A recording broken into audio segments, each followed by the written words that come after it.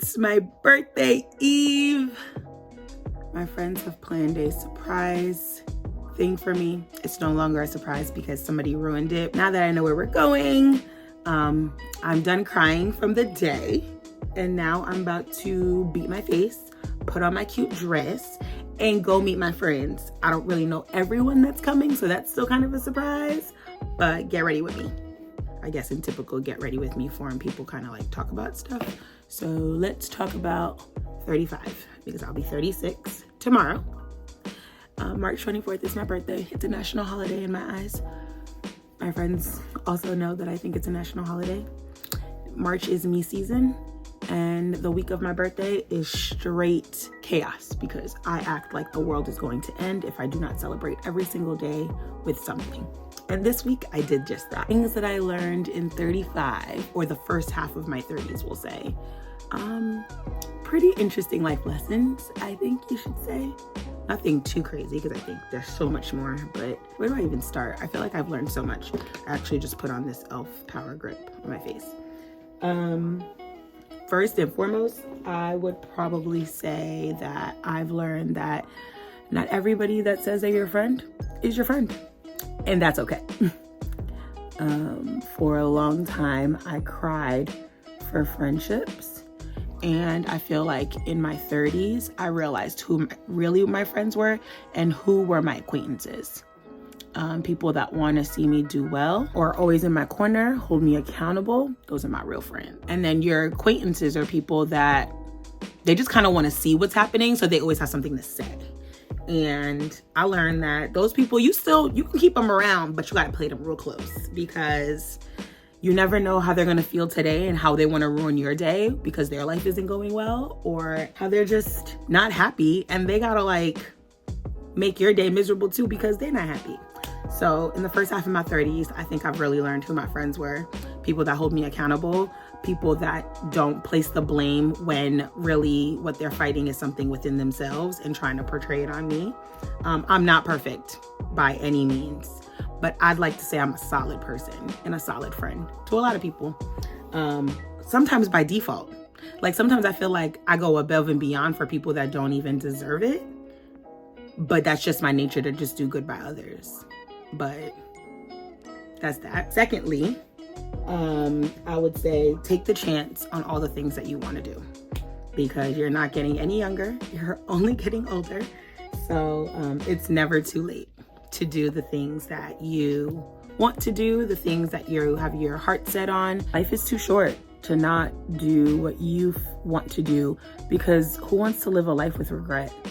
There's a lot of things that I didn't do in this past 5 years of my life that I completely regret. I regret not taking certain things seriously. I regret not ending friendships sooner than I did.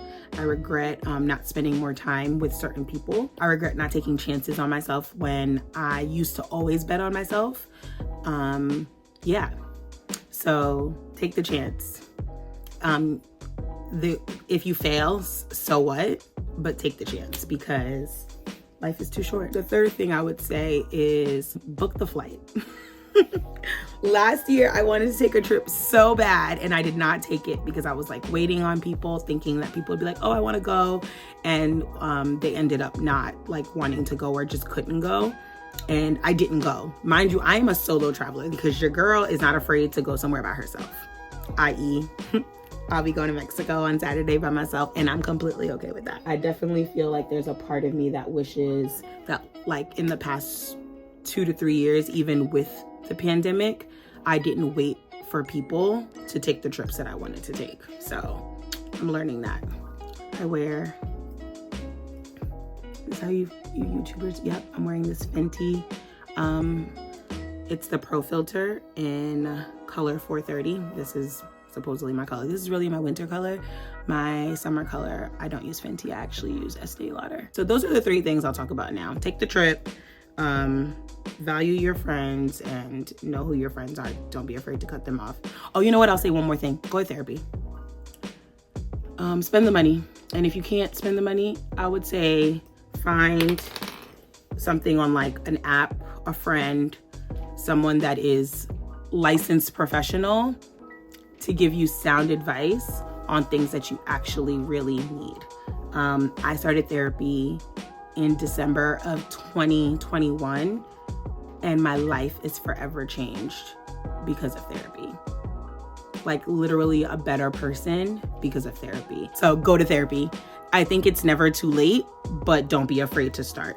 You learn a lot about yourself. It's definitely harder to gauge when you feel like everything's okay, and then you realize you have like all this like pent up trauma, this like stuff you need to get out, trying to like not be in your head with certain things. I mean, it's really, really hard. So all of 2022, most of 2022 was me like reintroducing my current self with like the person that I want to be.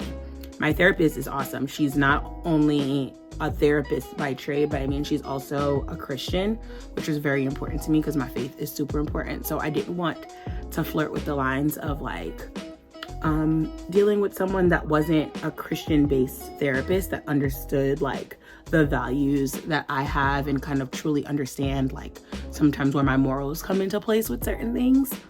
But I will say I am so blessed to have found this woman because she has literally helped me change my life. And I think I'll go into like our next topic of, I'm not a pro at this makeup thing, so unless you want to send me other tutorials of the girlies that really know how to do this, please don't leave comments about my makeup not being great, because I just do what I know how to do and I'm cool with that.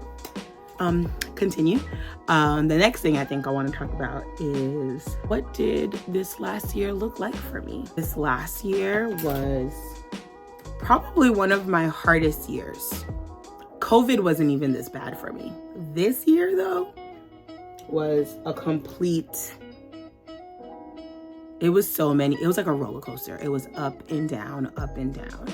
I just think of like starting off the year pretty well. Around this time last year, there was like a whole debacle with like the people that were my friends in our group and all this craziness. Then everything was fine. My best friend moved to my city, so that was like a good highlight for me in the summer. And then I met someone and that went completely left. And in the midst of all of that, my mental health just was not okay. Therapy and all, I was not okay. Your girl was sad. Let's just call it what it is. Call a spade, right? I was really, really sad. I was very depressed, borderline. We're not gonna say the name, that S word, put it here. I was borderline there. A friend of mine moved in with me, and she knows this now because I've told her, but literally saved my life because I'm also, like, I live alone originally, and my friend moved in with me for a little bit, and she moved in at just the right time because your girl was not in a good space.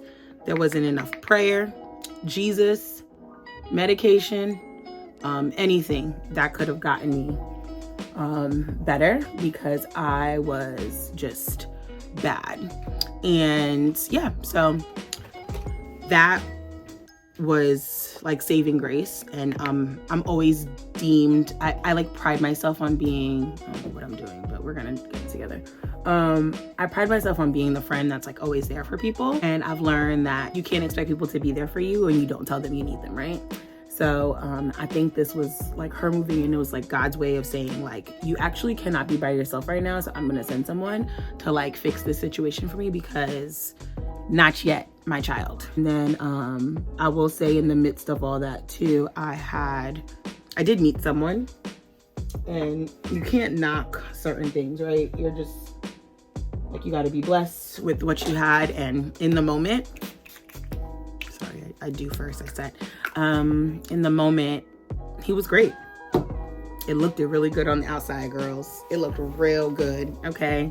Homeboy was checking all the boxes off, literally everything.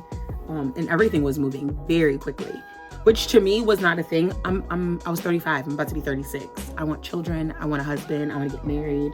I'm believing God to do the things that I want him to do. So I wasn't gonna sit here and who am I to deny my blessing, right? So I was like, if this guy is for me, it'll all work out.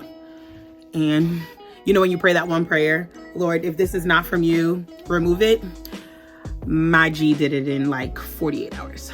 I had a chance to go with him somewhere, and on our way back, and he was like, do you feel like we know each other? Do you feel like you really know me? I was like, what does that even mean? First of all, it's been like 3.5 months. I feel like we know each other. I feel like we've been going through the motions pretty well. I know you enough for the time that we've spent together, which has been a lot of time. And I feel like I've also, just recently did a pulse check and was just like, how are you feeling? What are we doing? And I just always felt like, if you knew this, like, why would you allow me to go with you to a place that is important to you, and just low-key introduce me to someone that I just think it's really dumb for guys to introduce women to people that they're not serious with, right? And it could be, and I don't know, because no one, after you have the conversation, you really don't know. People don't tell you. Maybe his mother wasn't fond of me. Maybe she thought I wasn't the one or whatever. But I would have preferred to hear that than for him to say, are you sure you know me?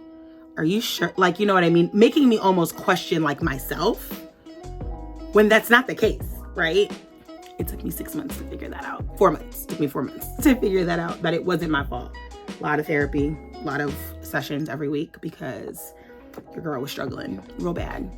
I thought that something was wrong with me. I thought that I could never find someone to like me for me. I thought I was just not good enough. And that was not the truth. It wasn't the truth, honey. I was enough, and I am enough. It took me some time to figure that out, and I am just so grateful that I'm over that situation. Does it hurt? Absolutely, because I really did like him. I thought he was a great person. He made me smile. Like, he was thoughtful, kind, considerate. Like, never gonna bash guys that do the right thing at one point. Well, if somebody can comment, sidebar, below, how do I get this to not look like this even after I put on concealer? Because it's not working. I don't understand what's happening. I was really sad, but then I got over it. And here I am, about to celebrate my birthday. A better person, a more expecting person. I'm actually like putting a complete pause on the whole, I put a complete pause on the whole dating situation and meeting people. I don't really think I'm gonna find my husband online, which I know a lot of my friends have had a lot of success with that. I just don't think that's where mine is going to be. So I am going to attempt to meet people the old-fashioned way. Unfortunately, I don't go out much, but I will start going out more to make myself, I gotta be outside. My husband ain't gonna knock on the door. And if he do, God, thank you. But I don't think that's gonna be the case for me. So I'm just praying and hoping that this summer, if it's the Lord's will, that I will meet someone that will, love me for me, want to be with me, have the same values as me, and want to be with me, right? Like, I think that's the beauty of it. It's like, who wants to be with me? I don't want to come second fiddle to anybody but God when it comes to like a romantic relationship. I know people have families and people have like a lot that they are concerned for, but like, I want to meet a guy that when I come into his life, I make his life better. And he makes mine, right? Like, we complement each other. So I'm just hoping and praying that God will do that for me. I think I'm deserving, I think I have the right to want the right one, especially at this big age of mine. I am very optimistic that in due time and in due season, I will get what I deserve and what I want. It won't be anything less than God's best, because I'm his daughter, and the Lord will not give me nothing but his best. And I don't want him to. Like, I was listening to something, and this girl was like, I want my life to have glory. And I was like, oh my God, that's so good. And when she further explained it, she was just like, I want my life to have glory, because how my God gonna be good but my life not? How is my life not going to be good when my God is good? So I don't expect anything less than the best. And I know there's things that I need to work on. I know this isn't like, the Lord isn't a genie where I have to like, oh, if I fast, if I pray, he's gonna magically make this man appear. No, I still have work to do. I still need to to prepare myself to be the wife that I know I can be and will be. I need to make room for him in my life. I need to be able to adjust and do those things. I am very aware of what I need to do and what I need to like work on. I also think there's a big part of me that's very ready for it, and not like the wedding. I'm ready for the marriage. I think there's a lot of times people are so excited about getting married that it's just like, but like, what are we doing in the marriage aspect of things? Like, I want premarital counseling. I want regular counseling. Like, I want it all. I want like monthly sessions with a therapist. I want to have like a heartfelt, intentional relationship in every facet. I want it to be so healthy that it's like, we waited this long to get here, that it only has to be great. So I am very excited to just see what that looks like on a broad spectrum, right? Because I deserve, period. And I know the God that I serve is gonna do just that. But as this 36-year-old woman that I will be tomorrow, I think I'm a great person. I think I have great values. I think I am loyal to my friends, my family. I'm a good daughter. I'm a good sister. I am an amazing auntie, Tati, and I am an amazing servant of the Lord. Like, I think there's just so many ways and facets to like even just talk about me. And this is not me gloating. This is years, like me being able to say this. I know people that know me that are watching this right now are probably saying like, Martina's saying these things. I am. Because it took me a while to understand like what that looks like, right? Being able to acknowledge who you are as a person doesn't necessarily make you conceited or stuck up. That makes you aware. For a long time, I took a lot of things like, oh my God, I'm not good enough. Oh my God, I need to do this. Oh my God, I'm not this. And in reality, I'm great. I'm a great person. I am a great person. And anybody would be lucky to be my friend. Anybody would be lucky enough, because I value friendship. The way I value friendship don't make no sense sometimes. Like, my mom be looking at me like, girl, you doing the most. I only give out what I have. I ain't gonna do nothing more, nothing less, but that's what I be doing. It's a beautiful thing to be able to acknowledge the person that you are. I wish it didn't take me this long to figure out that, but I am grateful for the now, because it's better late than never, right? And sometimes you have to just be like confident. Like, there is a scripture that says, it's like Psalms 27, and I think it's like 13 or 14. It says, I will remain confident in this, that I will see the goodness of the Lord in the land of the living. That means that whatever God has for me, I'm gonna see it in this lifetime. Not when I'm in glory, not when I'm on my deathbed. I'm gonna see the goodness of the Lord here, now. I'm standing on that. That's my scripture for the year. And then there's another one. It's like Romans 12:12. Remain, I think, faithful in like prayer, something. Look it up. I'll put it here so y'all can see it. Yeah, so I am pretty much ready. I'm gonna get dressed, put some lipstick on.